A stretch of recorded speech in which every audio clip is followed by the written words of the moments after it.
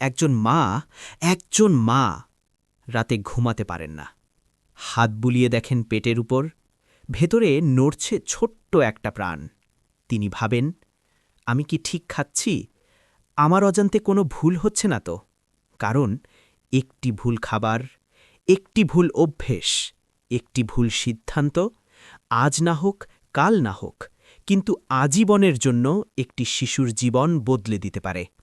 আজকের ভিডিওটা শুধু তথ্য নয়, শুধু উপদেশ নয়, এটি একটি সতর্কবার্তা, একটি মায়ের চোখ খুলে দেওয়ার ভিডিও।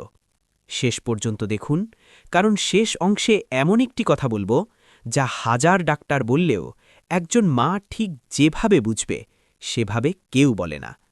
আসসালামু আলাইকুম ওয়ারাহমাতুল্লাহ। আপনি দেখছেন স্বাস্থ্য দিগন্ত, যে চ্যানেল মায়েদের চোখে পানি এনে দেয়, কিন্তু শেষে দেয় স্বস্তি, সাহস, সঠিক পথ। আজ আমরা কথা বলবো গর্ভাবস্থায় যেসব খাবার কখনোই খাবেন না, কেন খাবেন না, কি ক্ষতি হয়, আর কিভাবে ঘরোয়া ও নিরাপদ উপায়ে নিজেকে ও সন্তানকে রক্ষা করবেন। ভিডিওটি শেষ পর্যন্ত দেখুন এবং উপকার পেলে একজন মায়ের কাছে পৌঁছে দিন। গর্ভাবস্থা মানে শুধু একটা পেট বড় হওয়া নয়। গর্ভাবস্থা মানে আল্লাহর দেওয়া এক বিশাল আমানত, একটি ভবিষ্যৎ মানুষ তৈরি হওয়া। মা যা খান সেটাই শিশুর রক্ত, সেটাই শিশুর হাড়, সেটাই শিশুর মস্তিষ্ক। এখানে কোনো ছোট ভুল নেই, এখানে প্রতিটা সিদ্ধান্ত গুরুত্বপূর্ণ। ১. কাঁচা বা আধা সেদ্ধ ডিম নীরব শত্রু। অনেকে বলেন ডিম তো শক্তি দেয়।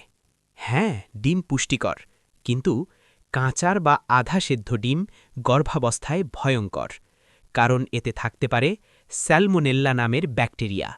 এর ফল কি? প্রচণ্ড ডায়রিয়া, জ্বর, শরীর পানি শূন্য। একজন সাধারণ মানুষের জন্যও কষ্টকর, কিন্তু গর্ভবতী মায়ের জন্য শিশুর অক্সিজেন কমে যেতে পারে, গর্ভে ঝুঁকি তৈরি হয়। আপনার জন্য নিরাপদ উপায় কি? ডিম ভালোভাবে সিদ্ধ খাবেন, কুসুম তরল থাকলে খাবেন না। ২. আধা সেদ্ধ মাংস, চোখে না দেখা বিপদ।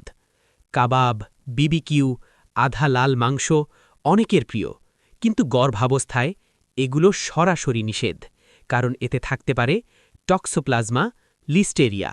এই জীবাণুগুলো গর্ভপাত সমস্যা হতে পারে, শিশুর চোখের সমস্যা হতে পারে, মস্তিষ্কের ক্ষতি ডেকে আনতে পারে, আরেকটি জীবন ঝুঁকিতে। আপনি কি জানেন তাহলে কিভাবে খেতে হবে? ভালোভাবে রান্না করা মাংস, ঝোলসহ তরকারি। রাসূলুল্লাহ সাল্লাল্লাহু আলাইহি ওয়াসাল্লাম বলেছেন, তোমার শরীরের উপর তোমার হক রয়েছে। সাহিহ বুখারী। একজন গর্ভবতী মায়ের শরীর ২টি হকের বাহক, নিজের হক, অনাগত সন্তানের হক। এই হক নষ্ট করা ইসলামে কখনোই অনুমোদিত নয়।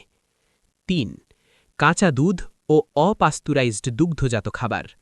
গ্রামে অনেকেই বলেন কাঁচা দুধে শক্তি বেশি, কিন্তু গর্ভাবস্থায় এই কথাটা বিপজ্জনক, কারণ কাঁচা দুধে থাকতে পারে লিস্টেরিয়া। এই জীবাণু মায়ের শরীর পেরিয়ে সরাসরি শিশুর কাছে পৌঁছে যায়। ফলাফল কি? অকাল প্রসব, মৃত সন্তান, গুরুতর সংক্রমণ। নিরাপদ উপায়? ভালোভাবে ফোটানো দুধ, পাস্তুরাইজড দুধ।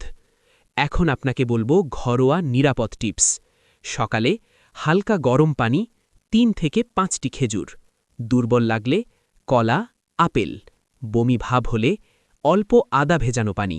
সবকিছু সীমিত ও পরিমিত। ৪. অতিরিক্ত চা, কফি ও এনার্জি ড্রিঙ্ক। ১ কাপ চা সমস্যা নেই, কিন্তু দিনে ৩-৪ কাপ এনার্জি ড্রিঙ্ক।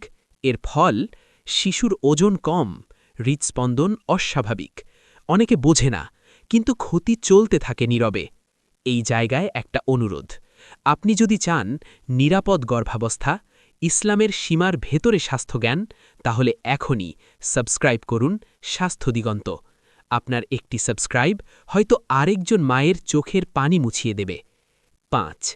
কাঁচা মাছ ও অতিরিক্ত সামুদ্রিক খাবার। সুশি, কাঁচা মাছ অনেকেই আধুনিক বলে খান, কিন্তু এতে থাকে মার্কারি, প্যারাসাইট। এগুলো শিশুর স্নায়ুতন্ত্র, মস্তিষ্কের বিকাশ নষ্ট করে দিতে পারে।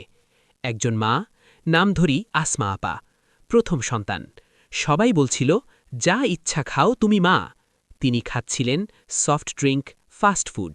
7 মাসে আল্ট্রাসাউন্ডে জানা গেল শিশুর ওজন অস্বাভাবিক। আসমা আপা কেঁদে ফেললেন। তারপর ঘরোয়া খাবার, নিয়ম মেনে চলা, আলহামদুলিল্লাহ আজ তার সন্তান সুস্থ। এই গল্প শিক্ষা দেয়, সময় থাকতেই সাবধান হওয়া জরুরি। 6. ফাস্ট ফুড ও অতিরিক্ত চিনি। বার্গার, পিৎজা, চিপস স্বাদ আছে, কিন্তু পুষ্টি নেই। ফলাফল উচ্চ রক্তচাপ, জেস্টেশনাল ডায়াবেটিস, জটিল প্রসব। একজন মায়ের কষ্ট কেউ দেখতে চায় না। রসুলুল্লাহ সাল্লাল্লাহু আলাইহি ওয়াসাল্লাম বলেছেন, যে ব্যক্তি মানুষের উপকার করে আল্লাহ তাকে ভালোবাসেন। মুসনাদ আহমদ। আজকের ভিডিও যদি একজন মাকেও সঠিক পথে আনে, তাহলেই আমাদের পরিশ্রম সার্থক। প্রিয় মা, আপনি দুর্বল নন, আপনি আল্লাহর নির্বাচিত একজন। আপনার সচেতনতা মানেই একটি সুস্থ জীবন, একটি সুন্দর ভবিষ্যৎ।